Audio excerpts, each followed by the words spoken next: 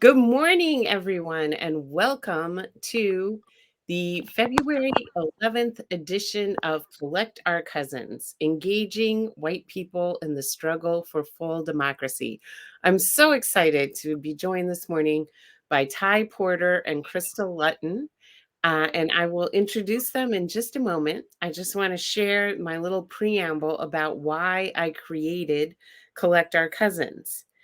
It is to help white Americans like me become more effective in our conversations with white people in our lives to help build an embodied anti racist white culture, in the words of Resma Menachem. I'm featuring the people who inspire and teach me the most. White Americans, the battle for our democracy will not be won in courtrooms or on the streets. It must be won in white living rooms, at our dinner tables, in our neighborhood meetings, at our family reunions, at the school board. As an anti racist white person, collecting my cousins often falls to the last of my to do list. Oh, I'll get to that next month. I'm going to urge us all to move it to the top of our to do list and write a list of your friends and family, your neighbors, who you will collect this year. There are 21 million Americans, largely white, who believe that Donald Trump is the legit president and that political violence may be necessary. We need to engage these folks. We are frontline in the battle for these folks. And as Audre Lorde told us, the master's tools will never dismantle the master's house. So, how can we engage them in an empathetic way? How can we remain embodied as we engage our friends and family? And with that in mind, I would love to welcome to the platform Ty Porter, who is in Canada and is the administrator and ally of White People Sick of Racism. I think I said that correctly. Yes. Yes. And Crystal Lutton, who is in Arizona Yeah. and is the founder and administrator of White Women Against Racism. Not actually the founder. The founder got online just to start the group. She was not on Oh, social okay. media, but in the days after George Floyd's murder at the hands of police, she was so angry that she got online and started the group. And after she had a good team of admins, she said, "Okay, my health doesn't allow me to stay on social media. I trust this to you, but I had to start it." So I am Good, very, good. very grateful and happy to be kind of at the helm of that. And yeah, yeah, working on collecting our cousins. Excellent, excellent. Yeah. And I would just love to hear from you both. Who invited you or what experience moved you to become a part of this movement? So for me personally, I grew up in a very white exclusive environment. Half of my family is actually very religious, and the other half, like I do have a mixed race cousin, but there was actually issues that happened with that between my father and my aunt. Um, and basically the whole family. Like, we actually didn't see each other for a while, and basically what it boils down to was I was a racist person and I had racist tendencies, but I didn't even know it. And so I went into my adult life with this set of beliefs and these intrusive thoughts that made cultivating relationships with us almost impossible. And so after a series of confrontations, I developed the ability to look within myself with introspection and start actually listening to the voices around me and educating myself and not getting offended when somebody called me a racist and asking why would you say that, and then realizing I am contributing to the oppression. I am contributing to the systemic oppression of these people just simply by not being aware of what's going on. And so, because, like, I think the thing that kind of participated me becoming who I am today was my mother leaving the religion that she was in because she realized that a lot of the things that they said weren't true, Mm, and a lot of the things that they did perpetuated genocide and oppression. mm, And she taught me from a young age about these things, but like it was kind of like a battle between like some teachings that I had from my mother and teachings that I had from other people in my life. And so I mm, had to find the truth buried mm, beneath everything. And I did a lot of that by reading like Jewish diaries and slave diaries. And the group was founded by other people, and I joined it, like White People Sick of Racism.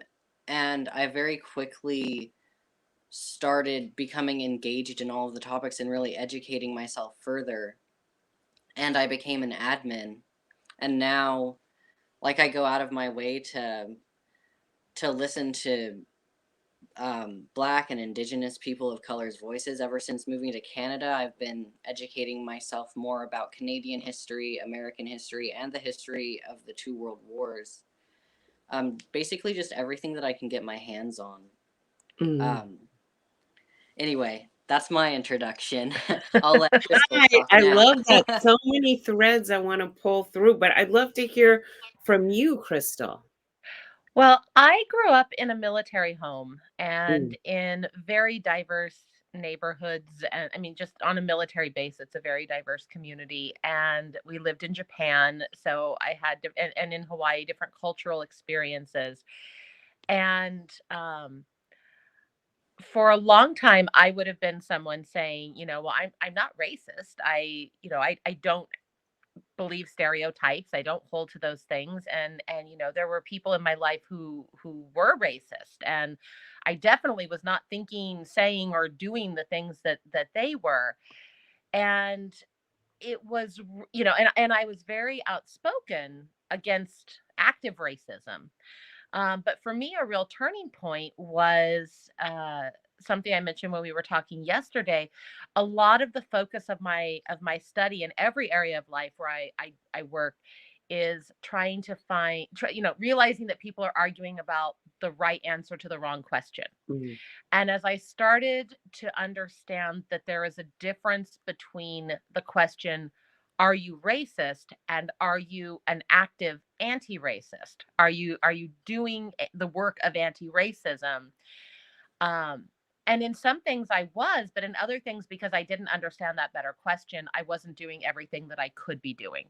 And that was a real turning point for me. And realizing that just having people in my extended family and in my life who were racist, and you know I think the last 6 years has been a real turning point for a lot of us, mm, because there were people that I knew had different biases, and I knew had different stereotypes that they believed.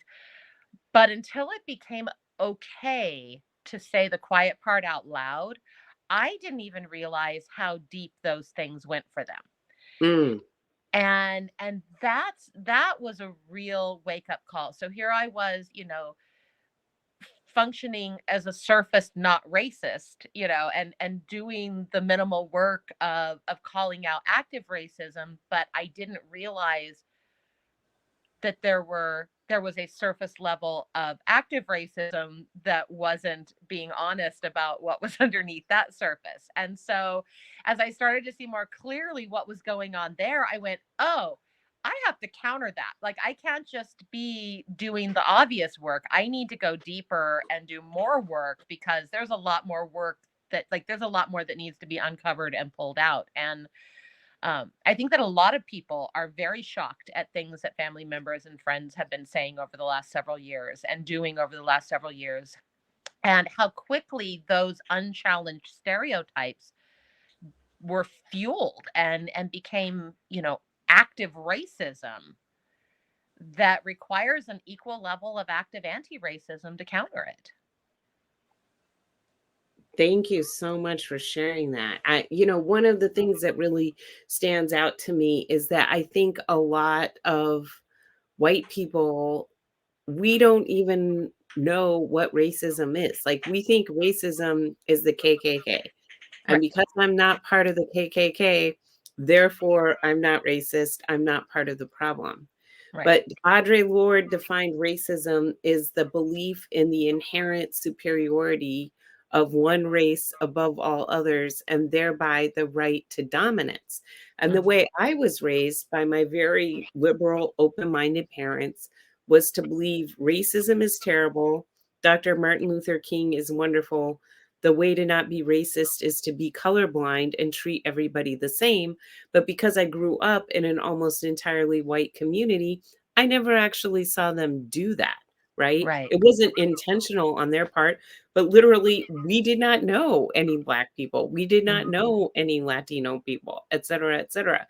So as I grew older and started to notice, well, why is there so much racial inequality? Because at school, they were showing me movies designed to deter us from taking drugs that were largely Black people overdosing on heroin.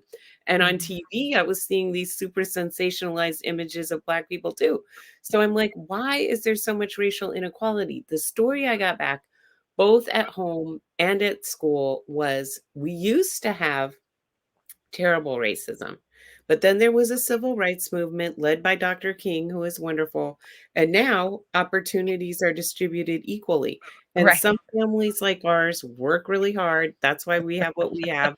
And other families choose not to. And that's why they're in the situation that they're in. So, in other The words, great American myth. yes, racism is over. Everything we have is because of our hard work, has nothing to do with our race, and they could all have it too if they would just work harder. And I think that that would still be my understanding of racism, despite the fact that I have a bachelor's degree from a prestigious liberal arts college, a law degree, a master's degree. I think that's what a lot of my friends are teaching their kids today. Yes. Yeah. Yes. I It's think a lot of it is a lack of understanding, just ignorance at the end of the day. And like we all know that, but I think that the first thing to really do is to start like talking about critical race theory, you know, as well as letting our children look into history and learn the truth. You know, like don't shelter our children from history because they have the most analytical mind. They're the best at recognizing patterns. And the things that they learn are going to stick with them for the rest of their life and influence the entire world at large. yes. When my son was 7, he asked me, "Mama, which one do we need to end first, racism or sexism?" I was like, that was, I could not, like, at 7, I never Yeah. would have had, I didn't even know what racism or sexism, you know what I mean? Like, Mhm. Yeah. it is 100% true. Some white parents are like, "I can't teach my kids this because, it will make them feel terrible." I started exposing my kids to the terribleness from the time they could talk, okay? Mhm. Children Yes. are very resilient. Children can withstand this. You do not Yeah. need to shield them from it. In fact, you can't shield them from it because they are going to be exposed to it.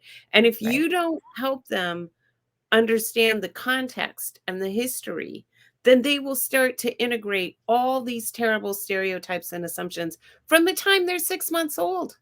Right. Well, these are questions that everybody has. Everybody has questions about race. Everybody has questions about sex. Everybody has these questions, and to be able to talk about it in a loving, caring environment and to be able to experience the bad parts in a loving, caring environment is literally enough to change your entire life. Yeah. I homeschooled my 5 children. I because I wanted to teach them these things. I didn't want them to learn um, the things in the way that I had learned them. I didn't want them to have, I don't know, an adequate understanding of history and an adequate understanding of how we got to where we are.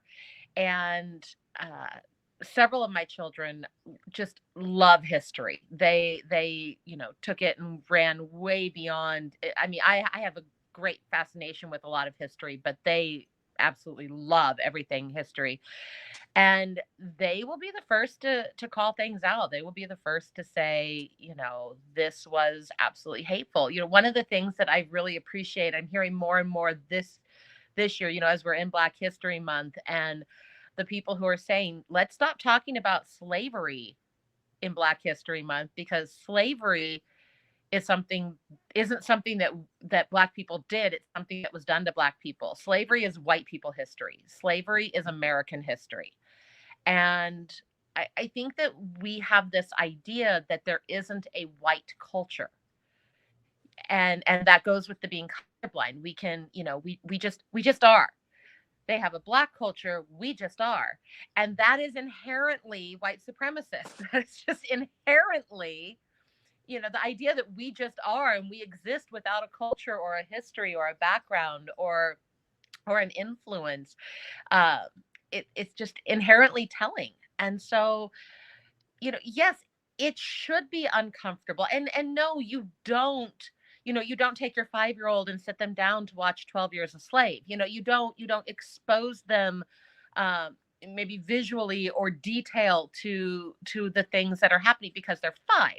But you can talk about what slavery is. You can talk about the fact that it happened. 5-year-old children were enslaved. I mean, if and they lived through it. And that, we don't want to traumatize people as we teach them, but we want to teach them about how we traumatized people. And there is a way to do that. There is an age appropriate way to do that. And when in our approach, it was to talk about the experiences of children at different times, and so we talked when they were at different ages about in all different contexts, not just American history, but all around the world, what might the life of a child your age have been like in this situation? What might the life of a child your age been like in this culture, this country, this setting? And when we got to slavery, they were heartbroken. They were devastated, and they could not believe. I mean, and they believed, but they were just horrified that people had done that. Mm. And I nurtured that. I nurtured that empathy. I nurtured that sensitivity. We should be sensitive. At our age, we should be horrified when we hear this. So often we're jaded because we've heard so much, we've seen so much. Things happen and we go, oh well, yeah, that makes sense. I believe that. But we should be horrified every single time we learn something about it, because it's a horrifying thing. And if you don't want to be a sociopath, you need to nourish empathy. We don't want to ever go there again, and there are some people in our society who want to go there again. That Yeah. that is their goal. That is their dream. Yes. And Because and it profits them. yes, It it very helps much them to benefits them. continually amass power. I was just noticing there's an article on CNN that these National Guard people who've been sent to the border by Governor Greg Abbott to control the border, since the Border Patrol is doing it, are feeling jaded and feeling like there's no mission. They're just there symbolically, and they're realizing that Greg Abbott sent them there for political reasons. Yep. White people, landless white people, we have always been the pawn of the powerful white people. Powerful white people do not care about us. They don't care if we live or die. Nope. That's why they don't want us to wear masks or get vaccinated, et cetera, et cetera, et Or cetera, have health Well, care, or have or go to yeah. school or learn or the be truth. uncrippled by student loan debt, or anything that might advance our life. Well, if you look back through history, um, it's The landless people have always been at the mercy of the powerful landowners. Even Mhm. in Egypt, they were slaves, and then again, um, they enslaved people during World War II in the camps. And it's these power structures. It's the ruling class. It takes advantage of the people. It's just a natural part, and nobody's doing it on purpose. It's just something that happens. It's just nature.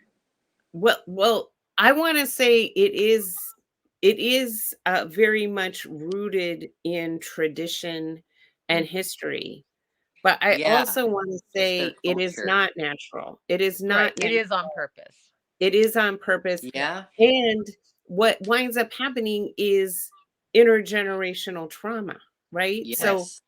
that's what Resmaa Menakem teaches us, that the reason why white people dominated Native Americans and Black people is because for 1,000 years in Europe, before we even got to this country, white people were running around dominating and torturing other white people. It So was normalized. we Right. normalized that violence, and then when we got to this country, the landowning white people said to the landless white people, "Join us in whiteness, terrorize those subhumans, they're not even human beings, Mm. and in exchange for that, we will stop terrorizing you." And so, of course, we were like, "Oh, yeah, Oh I'm yeah. signing up for that." Yeah, And right. it's It's like such a a ticket.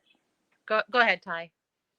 Oh, sorry. I was just saying, like, that your skin color was like a ticket back then.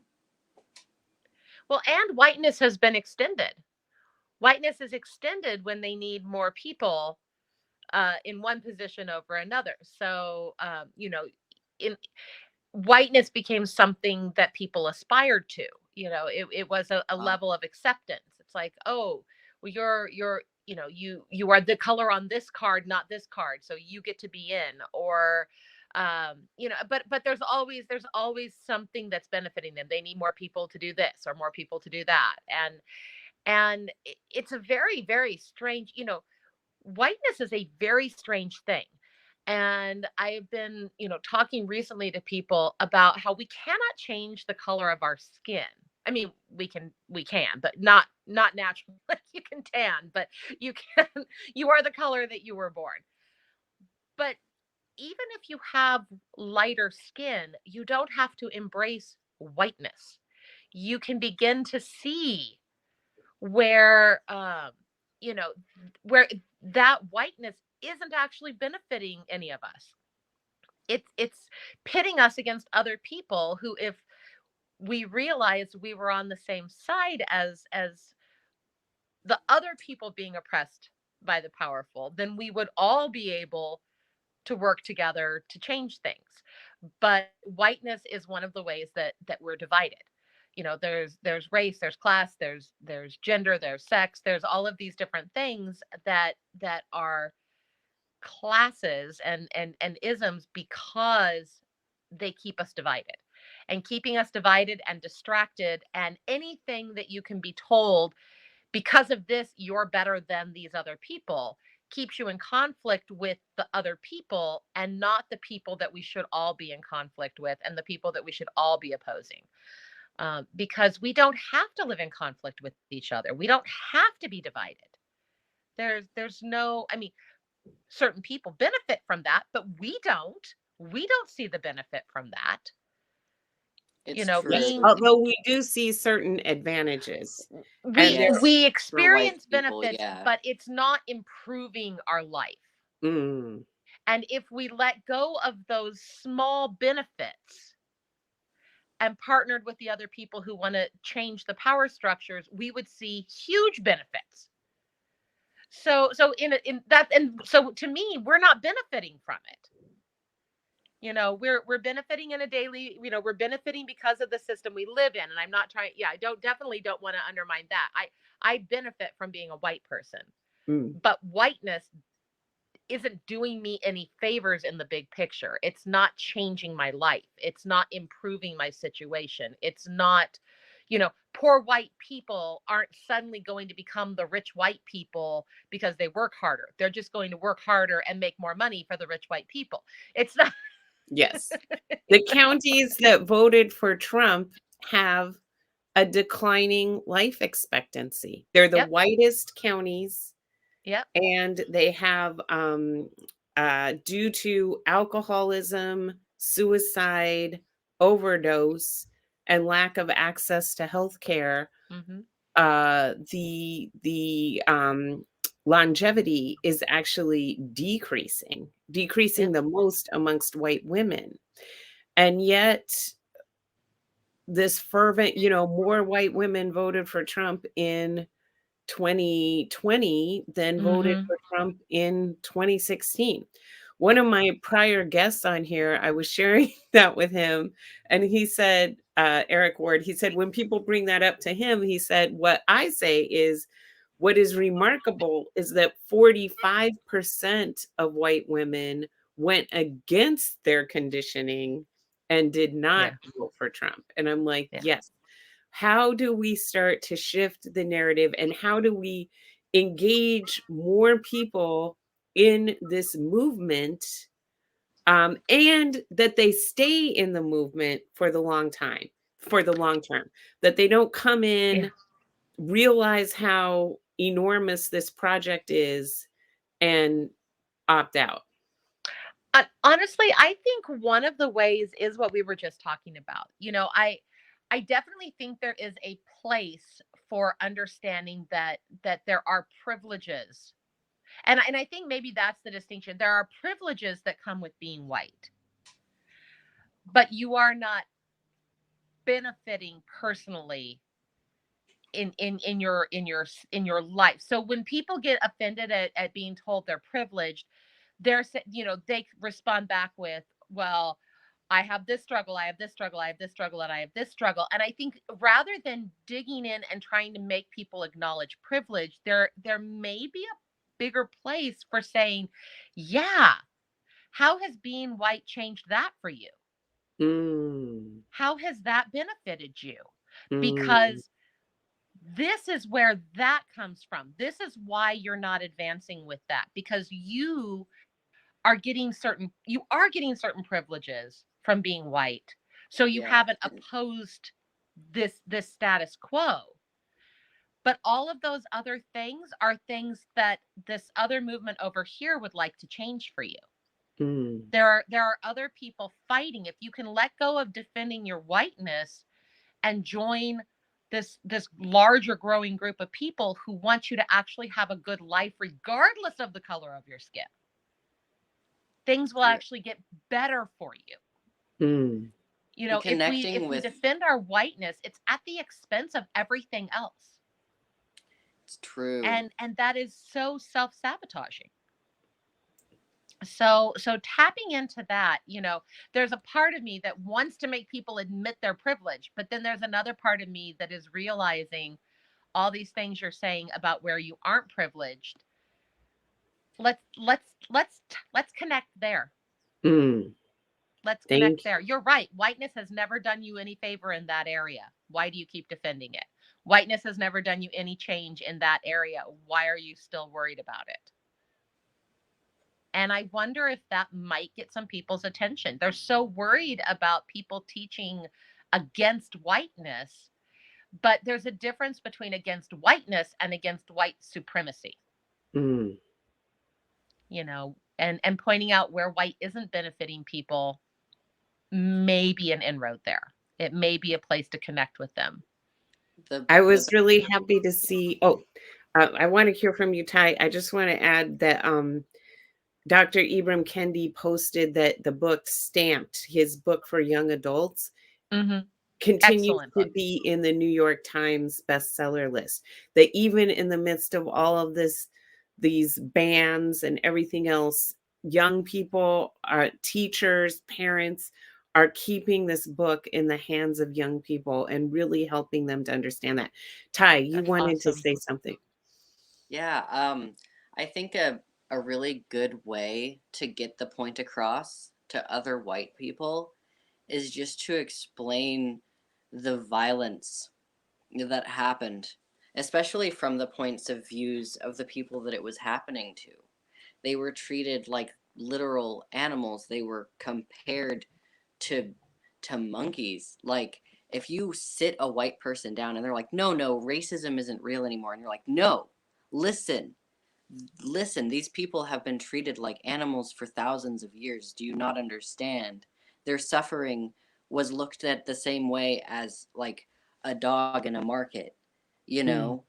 Like, you have to realize that this is something that has been happening for a long time, and it's still going on in certain situations, and it's something that people can just become numb to.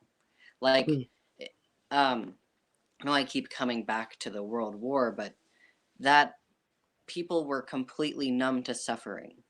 World War One made everybody just get used to famine. It made mm, everybody get used to horrible violence and horrible injuries. And whenever horrible things started happening to innocent people, everybody just looked the other way because there's mm, nothing they could do, but there is something we can do. We can talk about it. The most important thing we can do is bring up the violence, talk about the violence, tell other white people about the horrible, horrible violence that has happened against black people, against Jewish people, against indigenous people. Just tell them about it, put them in their shoes, and then explain to them, like, there's Trump supporters out there, and so Donald Trump is directly being paid by companies that sell milk. And the milk companies are putting hormones in their milk that are giving women cancer. mm, And this has been proven by many different places and different scientific institutions across the entire world. I have links, I have citations, and I've shared this with people, and they're just completely blown away. Like, Trump supporters do not know this. And it's mm, important to bring up the violence against women, the violence against black and indigenous people, the violence against Semitic people, all of it, because it's all tied together with intersectionality, and it's all due to the ruling class. Well, mm, and I It's I want to I corruption. want to build on that because I think one of the things that I have found is a lot of times the people who are most um, dug into this conservative idea of not changing, it's rooted in a lot of fear. And I think, to an extent, they see all of that violence and they don't want to be on the receiving end of it. mm, So they see that it's in their best favor to be on the side that get, and this is where the privilege versus benefits come in. It's the privileges that they get of not being on the receiving end of the violence versus so they would rather keep their low status on the side that isn't getting attacked.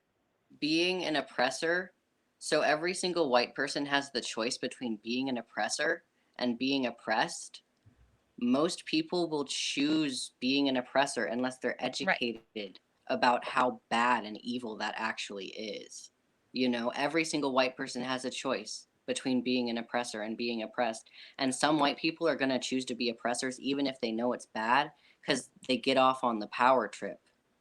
They mm, like the big black Well, boots, I think you going know? back to all of our introductions about how we got into the anti-racist activity and anti-racist movement, um, being on the low end of the side of the oppressor, even if it's just for the sake of not being the one oppressed, is giving your power to oppression. It is partnering with the oppressor. It is oppressive. And it keeps that system going. The system is fueled by the people who are on the low end of that side of things, who think they're not doing anything wrong. They're just trying to avoid being oppressed. And so I think that's what ends up happening is if people can understand. And with the idea of collecting your cousins, we have to connect to the people, we have to connect to what's fueling them. And a lot of times it is fear, sometimes it's ignorance, sometimes it's fear, sometimes it's Part of it's conditioning. wealth. There are so many different things that go into what makes someone hold a certain view. um but if we can start connecting to these people who are at the low end of the side of the oppressor, who are convinced they're not doing anything wrong, they're being colorblind, I'm not hurting anybody, I'm not actively being racist, and get them to understand that it's the whole system that needs to topple. It's the whole side of the oppressor that needs to be undermined. And just by shifting what side you're on, just by not lending your power and your presence to the side of the oppressor, you make a difference. That little bit of shift, and then people are free to start growing. If you will, it's we're not you don't educate someone into being a different person, but you can educate them about things, and as they start to change, they start to understand and they start to embrace. It's not what you know, it's what you understand. Mm. And so when you can connect to people and let them know, just by giving your presence to the oppressor, you are oppressing. Disconnect. And Exactly. then that frees them to start learning a lot more. It takes away their defense. They're no longer set defending the side of oppression. They can listen and they can not take it personal when you're talking about things that have happened and things that are going on. And I think that's a big place to connect with people, is that the silence is violence. That if you're not disconnecting from it, you're supporting it, if that makes sense. Yes. Did you want to add something, Ty? Um,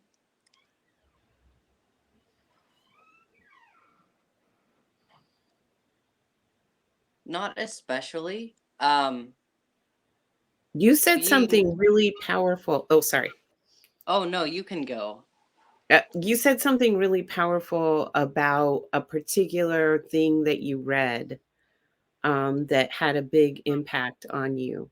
You want to share that with everyone? Um, I c- I have been reading a lot Oh, okay. lately. This was Yeah, about a pillow. a pillow. Yes. Whenever I was in Yeah. the 5th grade, I was reading Diary of a Slave Girl, and it was about her escaping into the Underground Railroad with her family. And there was one of the entries was about her getting a pillow for the first time, and she didn't even know what a pillow was. And she was Mm. 11, 12 years old. She was my age, and she'd never slept on a pillow before that day, whenever the kind family who took her into their home gave her a pillow. Mm. And like that's something that stuck with me through the rest of my life. And whenever I was at that fence, I could be join the side of the oppressor. I could benefit from my white privilege, um, or I could do the right thing and follow the righteous path and stand up for people who are less fortunate than I am, and recognize the humanity in people that I may not even necessarily understand, or recognize even in like intersectionality whenever it comes to like animals. Like if you see an animal doing something that's like misbehaving or something, like not automatically demonizing it, like it's important to empathize with everything. Do everything you can to try and understand why this is going on, instead of just getting annoyed and getting upset and not trying to connect with anything. That that book Including yourself, right? Mhm. You turn exactly. introspectively and Yeah. ask, why am I leaning into this? Why Right. am I recoiling from this? Why am I empathizing with this person, but seemingly unable to empathize with that person? Yes. That I was listening, and I was listening to several people recently talk about this in different contexts, but how what really offends us in other people, or what really bothers us in other people, is very often what they're revealing about ourselves. Say it again, Crystal. And So I true. think that what we are very often struggling with in the concept of collecting our cousins is when we see things that we have worked so hard to get rid of in ourselves, or that we have fought against in ourselves or in our loved ones, or that we have learned about, and we see it coming at us. Our tendency is to we want to go after them, we want to, like, no. But that isn't, for most of us, what got us moving in this direction. It was gentle patience, reflection. And I think when we get to a place in our own healing in this area where we can connect to those people and say, I used to think that. I used to think that, or I grew up hearing that. Yeah, I'm familiar with that idea. Can I share Exactly. with you why I now reject it? Exactly. The most effective tool in like battling racism and collecting your cousins is literally just saying, "No, I used to think that too." Like, you don't understand. I used to think that too. But then I learned this. Like, listen to If we this. want to grow empathy, we have to model empathy. Exactly. 100%.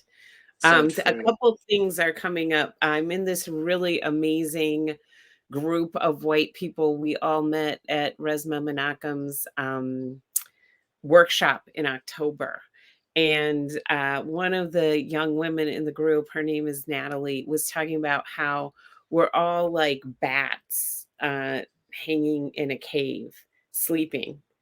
And Mhm. the way bats wake each other up is one bat wakes up and makes just a slight wiggle. And then the other bats feel that wiggle and they start to wiggle out. And then that's what wakes them all up and tells them Mm. it's time to fly out of the cave. And that's Yes. what I want to aspire to. That level of gentleness, that level Mhm. of like collective change, cultural change. How can I make that little wiggle that then has the ripple effect to other Yes. white people in the gentlest way? I'm not tasing white people. I'm not, Right. you know what I Exactly. mean? That just Yeah. does not work. That just does not work. No. I feel No. like that's such a good metaphor because for a lot of my life, I personally felt as though I was just asleep. And it Mm, Mm. contributed to my inability to have empathy for other Yeah. mhm. people. And now that I've kind of woken up, and it's like the entire world was like a hidden eye picture that I was suddenly able to see, um, the everything I started to realize that other people are asleep too. And I started realizing that being asleep makes you feel numb. Like Mhm. you can't see certain things, you can't hear certain things, you can't feel certain pains. And it's because our minds can't handle the world and what's going on around us because we don't have enough data to compute what's going on in the world around us. So now we have collective knowledge, we have the internet, we can just Google our deepest, most profound questions. As a collective, we are all beginning to wake up, and part of being asleep is seeking out senseless instant gratification. Part of being asleep is seeking out senseless violence. Part of being asleep is lashing out at people who don't deserve it. And Numbing ourselves with Mhm. intoxicants. Mhm. exactly. Exactly. And that's all just to escape because we can't handle the world that we live in. But Yeah. now we're all starting to gather the data that we need to compute the world, and we're all starting to actually understand what's going on, and we're starting to heal all of the generations of damage that have happened to humanity as a collective. Well, Thank you so much. oh, go ahead. I'm sorry. Oh, no, you go ahead, Well, Crystal. I was thinking as he was talking about how just the reaction of whiteness to the Civil War, I'm sorry, the Civil Rights Movement, in order to perpetuate the whole goal of the Civil War, being, well, let's be colorblind. You know, when the communities of color rise up and say, "Look at us," and we go, "Okay, we'll look at you, but we're not going to look at your color." Okay, we'll we're gonna keep that blinder on. We see you, but out of respect, we're gonna pretend that you're not the color you are. Well, you're not really seeing the person, and then if you don't see the people, you can't see the problem. And so it was just another way of numbing everybody. It was another way of making people think, you're not doing anything bad, you're not doing anything wrong, you're not seeing color, Yes. you're okay. Mm, Unless you see color, you're not part of the problem. It's like, mm. no, You until can't you see color, recognize you can't be part of patterns the without solution. seeing color. And everyone wants to quote that one line from the I Have a Dream speech. Totally out of context. Right. Ignore everything else Dr. King ever said. Ignore what he said in the last book before he was assassinated. He foresaw that all the Hmm. achievements of the civil rights movement was not going to lead to substantive change because white people still refused to live next to Black people, invest in Black people, work with Black people, send their kids to school with Black children, Hmm. and that we would be in this exact mess that we're in now, where median Black net wealth before the pandemic projected to be zero by Hmm. 2033. So Yeah. we need to wind down. This has been such a rich conversation. I want to thank Renita Thomas Franklin, Yes. founders of Moms Allyship Against Racism, for introducing me to So both of grateful. you. I love you both so much. I'm so grateful for all that you're doing. How can people keep in touch with you? Go ahead, Ty. Um, just us personally, like if anybody wants to get in touch with us Oh, with personally. the with your groups. Oh, yeah. So our group, White People Sick of Racism, is on Facebook. Basically, anybody can join. There's a couple of membership questions, but they're basically just saying that you'll listen to people of color when they talk, and that you'll recognize your white privilege if it's being pointed out instead of getting super defensive. Just minor things like that, minor rules like that. But we welcome anybody. You don't have to be white to join our group because we're always looking for new perspectives. We always need new perspectives. And you can find me on White Women Against Racism on Facebook. We also have some questions. So there's 4 questions. And the one thing that keeps people from getting approved is not answering the questions or not answering all of them. So I'm constantly posting little notes, please answer the questions. I want to get you in here. And they are also about, are you aware that racism is a problem? And do you agree to abide by the rules of the group? And then because our group is so big, we do have the post set to moderated status. So we allow a whole lot of things. What we ask is that you put a personal thought to it, that it not just be a meme or it not just be a link to a video, that there be some personal thought to it, because we really want to educate and have discussions. Our goal really is to be a place where white people, white women, but anyone white can come and ask their questions that they don't want to ask at the activist meetings. Ask their questions that somebody said something and I didn't understand it, and so rather than look stupid, I wanting to come here. And we are also open to anyone of any race, gender, color, anything. We just, that is our focus, is to help white people get started in their activism. Awesome. And I just want to let folks know that next week, Collect Our Cousins will return to our regular time. So we had been on Thursday mornings at 8 a.m. Pacific. So we're returning to that time on February 17th. Garrett Bucks, the founder of the Barn Raisers Project. Amazing newsletter, the white pages. I just adore Garrett so much.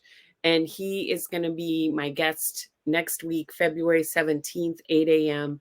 for Collect Our Cousins. Please do join us. And in closing, I just have my question for you both. If you could wave a magic wand and get white people to either start doing something or stop doing something, what would it be and why? For me, it would just simply be to listen. Just listen. That's all. For me, it would be to get white people to see that the people who are influencing and informing them don't actually care about them and don't have their best interest at heart, so that they could start to re-examine why they're supporting them. Thank you both so much. Thank you to everyone who tuned in. I really appreciate all the folks joining us here. I saw your beautiful comment. Iris, thank you for joining us. And please come back and join me in thanking Ty and Crystal. Loved this conversation. Thank you, Renita, for connecting us. And Yes. see you Thank next you, week. Karen. So You're grateful. welcome. Okay. Bye. Bye.